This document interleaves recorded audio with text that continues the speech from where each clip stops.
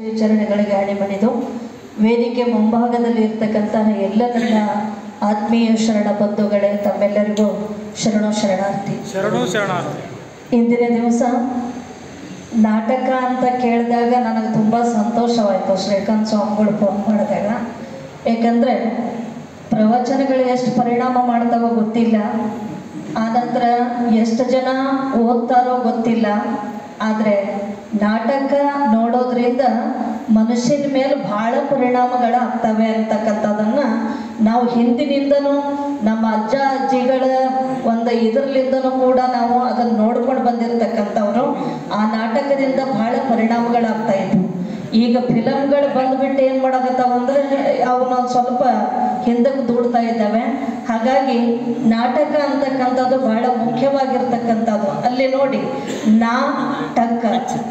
ನಾಟಕ ಅಂದ್ರೆ ಪಾತ್ರಧಾರಿಗಳೆಲ್ಲರೂ ಟಕ್ಕ ಅದ್ರೊಳಗೆ ಕುಂತ್ಕೊಂಡು ಮಾಡಿಸ್ತಕ್ಕಂಥವನು ಸತ್ಯ ಏನ್ರಿ. ಅದ್ರೊಳಗೆ ಕುತ್ಕೊಂಡು ಶರಣರೇ ಏನಾಗಬೇಕು ಅಂತೇಳಂತಂದ್ರೆ ಅವ್ರೊಳಗೆ ತುಂಬಿಕೊಂಡು ಮಾಡ್ತಕ್ಕಂಥವ್ರಾಗಬೇಕು. ಒಂದು ನಾಟಕ ಎದ್ದು ಬರಬೇಕಾದ್ರೆ ಪಾತ್ರಧಾರಿಗಳಿಗೆ ಯಾವ್ಯಾವಕ್ಕೆ ಯಾವ್ಯಾವ ಸೂಟೇಬಲ್ ಆಗ್ತಾರೆ ಅಂತಕ್ಕಂಥದ್ದು ಬಹಳ ಮುಖ್ಯ. ಅವರ ಬಾಯಿಂದ ಶಬ್ದ ಎಷ್ಟು ಸ್ಪಷ್ಟವಾಗಿ ಅವು ವೈಚಾರಿಕತೆಯಾಗಿ ಹೊರಡ್ತಾವೆ ಅನ್ನೋದು ಬಹಳ ಮುಖ್ಯವಾಗಿರ್ತವೆ.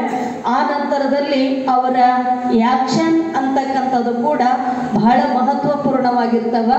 ಈ ಮೂರು ಕೂಡ ಸೇರಿ ಮಾಡ್ತಕ್ಕಂಥದ್ದು ಏನಾಗ್ತದೆ ಅಂತೇಳಂದ್ರೆ ಈ ಸಮಾಜದ ಮೇಲೆ ಪರಿಣಾಮವನ್ನು ತರ್ತದ ಅಂತಕ್ಕಂಥದ್ದು. ಹಾಗಾಗಿ ಎಲ್ಲ ಪರಮ ಪೂಜ್ಯರು ಕೂಡ ಹೇಳಿದ ಹಾಗೆ ಎಲ್ಲಿ ಕೂಡ ಚ್ಯುತಿ ಬರದ ಹಾಗೆ, ಶರಣ ತತ್ವಕ್ಕೆ ಚ್ಯುತಿ ಬರಬಾರ್ದು.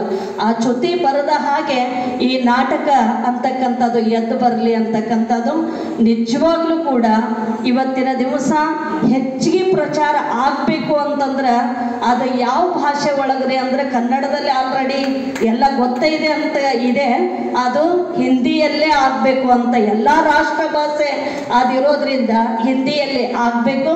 ಆದರೆ ನಮಗೆ ಹಿಂದಿ ಬರಲ್ಲ.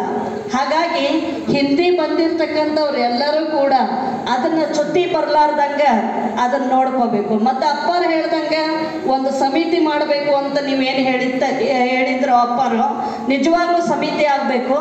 ಆದರೆ ಎಂಥ ಸಮಿತಿ ಆಗ್ಬೇಕ್ರಿ ಅಂದ್ರೆ ಸ್ವಾರ್ಥಿಗಳು ಅದರೊಳಗಿರಬಾರ್ದು, ನಿಸ್ವಾರ್ಥತೆ ಇರಬೇಕು, ಹೃದಯ ವೈಶಾಲ್ಯತೆ ಇರಬೇಕು.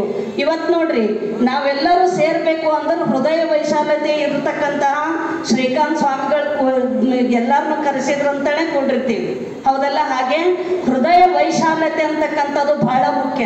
ನಮ್ಮಲ್ಲಿ ಬಸವ ತತ್ವದಲ್ಲಿ ಏನಾಗ್ತಾ ಇದೆ ಅಂತೇಳಂದ್ರೆ ಸಂಕುಚಿತ ಭಾವನೆ ಮತ್ತು ಸ್ವಾರ್ಥ ಭಾವನೆ ಭಾಳ ಹೆಚ್ಚಾಗ್ತಾ ಇದೆ. ಆ ಸ್ವಾರ್ಥ ಭಾವನೆ ಹೋಗಿ ಏನಾಗಬೇಕು ಅಂದ್ರೆ ನಿಸ್ವಾರ್ಥತೆ ಭಾವನೆ, ಹೃದಯ ವೈಶಾಲ್ಯತೆ ಬಹಳ ಮುಖ್ಯ. ಆ ಹೃದಯ ವೈಶಾಲ್ಯತೆಯನ್ನು ಇಟ್ಕೊಂಡು ಬಸವ ತತ್ವಕ್ಕೆ ಚ್ಯುತಿ ಬರಲಾರ್ದಂತೆಯೇ ಯಾವ ರೀತಿ ಪ್ರಭುದೇವರು ಹೇಳಿದ್ರಲ್ಲ, ನಡೀತೈತೆ ಬಿಡು ಅನ್ನಬಾರ್ದು. ನಡೀತೈತೆ ಬಿಡು ಅಂತ ಬಿಟ್ಟಿರೋದು ಜಗತ್ತನ್ನು ಹಾಳು ಮಾಡುವಂತ ಶಬ್ದ ಆಗ್ತದೆ. ಅದಕ್ಕಾಗಿ ಅವನ್ನ ಈ ಒಂದಿಷ್ಟು ಕೊರತೆ ಬರಲಾರ್ದಂತೆ ನಾವು ನೋಡಿಕೊಂಡು ಆ ಒಂದು ನಾಟಕವನ್ನು ಮಾಡಬೇಕು. ಆ ನಾಟಕವನ್ನ ಇಷ್ಟು ಕಷ್ಟಪಟ್ಟು ಮಾಡ್ತಕ್ಕಂತಹ ಜತಿನ್ ಪಾಟೀಲ್ ಅವರಿಗೆ ನಿಜವಾಗ್ಲೂ ಜೋರಾದ ಚಪ್ಪಾಳೆ ಬರಬೇಕು ಅಂತಕ್ಕಂಥದ್ದು. ಯಾಕಂದ್ರೆ ಯಾರು ಒಳ್ಳೆಯದನ್ನು ಮಾಡ್ತಾರೋ ಅದಕ್ಕೆ ಪ್ರೋತ್ಸಾಹವನ್ನು ಕೊಡುವಂತಹ ಭಾವನೆ ನಮ್ಮದಿರಬೇಕು, ಪ್ರೋತ್ಸಾಹ ಆಗಬೇಕು ಅದಕ್ಕೆ. ಹಾಗಾಗಿ ಆ ಪ್ರೋತ್ಸಾಹಕ್ಕೆ ಅವರಿಗೆ ನಿಜವಾಗಲೂ ಕೂಡ ಧನ್ಯವಾದಗಳು. ಬೇಗನೆ ಸರ್ ಈ ನಾಟಕ ಹೊರಗೆ ಬರಲಿ, ಅಷ್ಟೇ ಚೆನ್ನಾಗಿ ಮೂಡಿ ಬರಲಿ, ಈ ಜಗತ್ತಿಗೆ ಅದು ಬೆಳಕನ್ನು ತೋರಿಸ್ಲಿ. ಬಸವಣ್ಣನವರು ಹೇಗೆ ವಿಶ್ವಗುರುನೋ ಅದೇ ರೀತಿ ಈ ನಾಟಕ ವಿಶ್ವ ಪ್ರದರ್ಶನವಾಗಿ ಗುರು ಬಸವಣ್ಣನವರನ್ನ ವಿಶ್ವ ಮಟ್ಟದಲ್ಲಿ ನಿಲ್ಲಿಸಲಿ ಅಂತಕ್ಕಂಥದನ್ನ ನಾನು ತಿಳಿಪಡಿಸ್ತಾ ಇದ್ದೇನೆ ಈ ನಾಟಕದ ಮೂಲಕ. ಹಾಗಾಗಿ ನಮ್ಮೆಲ್ಲ ರಾಷ್ಟ್ರೀಯ ಬಸವ ದಳದ ಶರಣ ಬಂಧುಗಳ ವತಿಯಿಂದ ಇವತ್ತು ಅವರಿಗೆ ನಾವು ಇಲ್ಲಿ ಸನ್ಮಾನವನ್ನ ಮಾಡ್ತಾ ಇದ್ದೇವೆ.